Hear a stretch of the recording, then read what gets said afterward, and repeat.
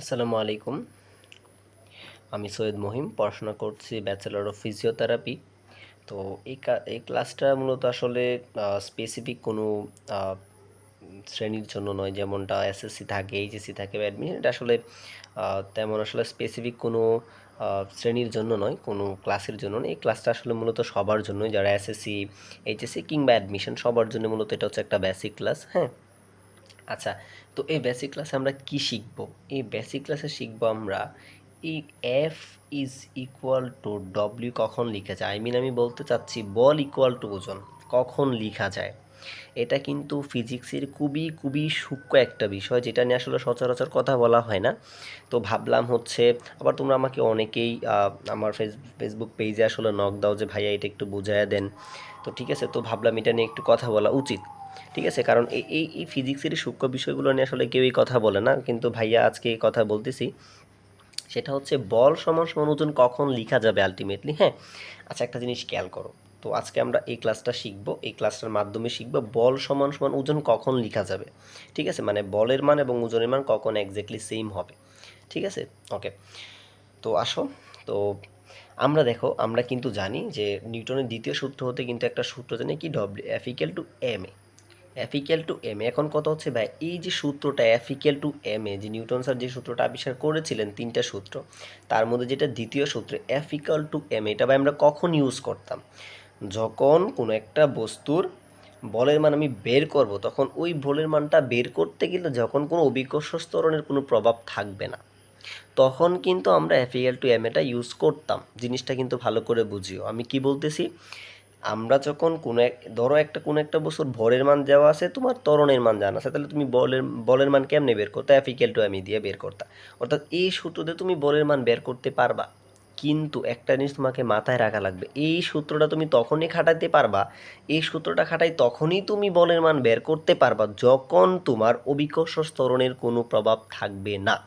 আমি আবারও বলতেছি, এই সূত্রটা দিয়ে তুমি তখনই আসলে বলের মানটা বের করতে পারবা যখন আসলে কোনো একটা বস্তুর উপর অভিকর্ষ ত্বরণের কোনো প্রভাব থাকবে না। সে ফর এক্সাম্পল ধরো, এই বস্তু এম বলের একটা বস্তু, তুমি বল প্রয়োগ করলা, আমি জানি না, বাট এম পরিমাণ বল প্রয়োগ করলা, এ ত্বরণ সৃষ্টি হইলো, কারণ বল প্রয়োগে ত্বরণ সৃষ্টি হয়। কেন সৃষ্টি হয় ভাই, এটারও ক্লাস কিন্তু আমি অলরেডি আমার ইউটিউব চ্যানেলে দিয়ে রাখছি, তোমরা দেখে আসতে পারো। ঠিক আছে, ধরো তুমি এফ পরিমাণ বল প্রয়োগ করলে, আমি বলের মানটা জানি না, আমি বের করব, কিন্তু এম বলে এম এর মানটা জানি, এর মানটা জানি। এখন কত হচ্ছে ভাই, এই বলটা আসলে কত, এই বলের মানটাই কিন্তু তখন আমরা ইউজ করি এফ ইকুয়াল টু এম এ। কেন ভাইয়া? কারণ এই যে সূত্রটা আমরা ইউজ করতেছি, এটা আমাদের দুইটা কন্ডিশনে ইউজ করতে পারি। নাম্বার ওয়ান কন্ডিশন, এক নাম্বার কন্ডিশন হচ্ছে ভাইয়া, যখন কোনো একটা বস্তুর উপর অভিকর্ষ ত্বরণের কোনো প্রভাব থাকবে না, তখন আমরা বলের মান বের করব। সেকেন্ড কথা, এই বস্তুটা দিয়ে আমি তখনই আসলে বলের মান বের করতে পারবো যখন কোনো একটা বস্তু সরল রৈখিক পথে চলবে। জিনিসটা কিন্তু বুঝিও। হ্যাঁ, তাহলে দুইটা কন্ডিশন, এই বস্তুটা দিয়ে বলের আমরা কখন বের করব? যখন কোনো একটা বস্তুর অভিকর্ষ ত্বরণের প্রভাব থাকবে না এবং বস্তুটা অবশ্যই সরল রৈখিক পথে চলবে, তখনই কিন্তু আমরা F equal to m use করি। জিনিসটা কি বোঝা গেছে?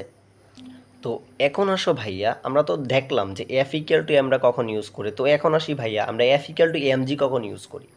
তো আমরা কিন্তু একটা জিনিস জানি, যে যখন কোনো একটা বস্তুর উপর অভিকর্ষ ত্বরণ কাজ করে বা কোনো একটা বস্তুর অভিকর্ষ ত্বরণ প্রভাব থাকে, তখন কিন্তু ভাইয়া আমি হ্যাঁ তখন কিন্তু আমরা ভাইয়া এর পরিবর্তে জি লিখতে পারি এবং এস এর পরিবর্তে এইচ লিখি।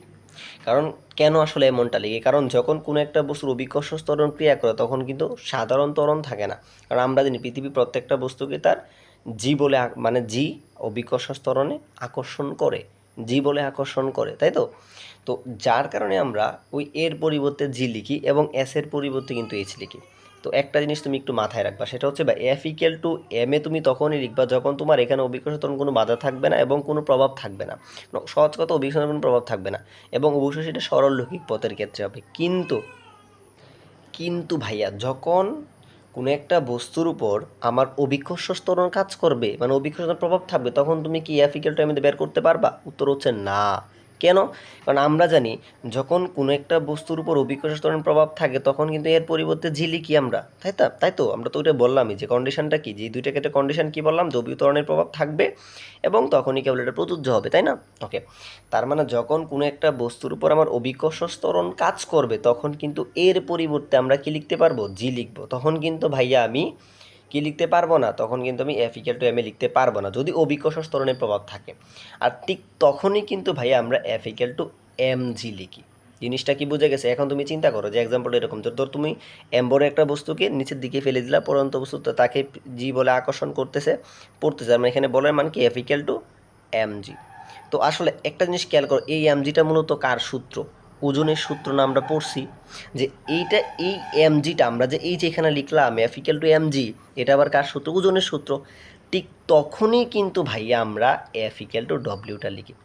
আমি আশা করি তোমরা বুঝতে পারছো। এইটাই মূলত ছিল হচ্ছে ভাইয়া মানে গভীর, আসলে যদিও সূক্ষ্ম বিষয়, বাট কেউ কথা বলে না, কিন্তু ভাইয়া কথা বললাম ফার্স্ট।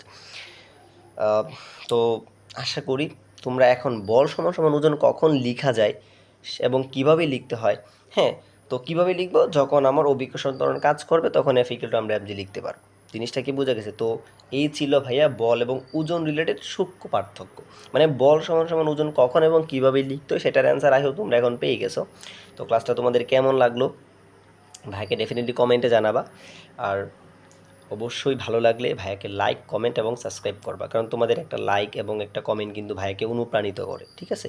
একটা নতুন একটা ক্লাস এই যে এত কষ্ট করে রেকর্ড করতেছি, দেন হচ্ছে আপলোড দিচ্ছি, তো এটা আসলে তখনই সার্থক হবে যখন তোমরা ভালো কিছু করবা এবং আমি যখন দেখবো যে তোমরা ভালো আমাকে ভালো ভালো কমেন্ট করতেছো বা লাইক দিতেছো, তখন কিন্তু আমি আরও উৎসাহিত হব, তাই না? তো ক্লাসটা কেমন লাগলো ভাইকে জানাবা। এবং এই রকম কম্পেয়ার কন্ট্রাস্ট ক্লাস, হ্যাঁ, এটা আসলে আমি এরকম তোমাদের ফিজিক্স বলো, কেমিস্ট্রি বলো, বায়োলজি, সূক্ষ্ম সূক্ষ্ম জিনিস আমি পড়াতে থাকবো ইনশাল্লাহ এই ইউটিউব চ্যানেলে। তোমরা একটু কষ্ট করে এই চ্যানেলটা নজর দিয়ে রাখিও। আমি বলবো সাবস্ক্রাইব করে রাখো। আসলে কেন জানি আমার কাছে মনে হয় যে আসলে এই ক্লাসগুলো তোমাদের অনেক উপকার, কেননা আসলে এই ক্লাসগুলো নিয়ে আসলে তেমন কেউ কথা বলে না, কিন্তু ভাইয়া আমার কাছে মনে হচ্ছে এটা ফিজিক্সের খুবই সূক্ষ্ম একটা জিনিস, তাই কথা বলার আমার কাছে মনে হয়েছে প্রয়োজন পড়ছে, দেখি আমি আজকে কথাটা বলছি, ঠিক আছে? তো এই ছিল আজকের ক্লাস। আশা করি তোমরা ক্লাসটা উপভোগ করতে পারছো, শিখতে পারছো অনেক কিছু। তো ইনশাল্লাহ দেখা হবে নেক্সট কোনো একটা ভিডিওতে অন্য কোনো একটা টপিক নিয়ে। সেই পর্যন্ত ভালো থাকো, সুস্থ থাকো, পড়াশোনার সাথেই থাকো। আসসালামু আলাইকুম।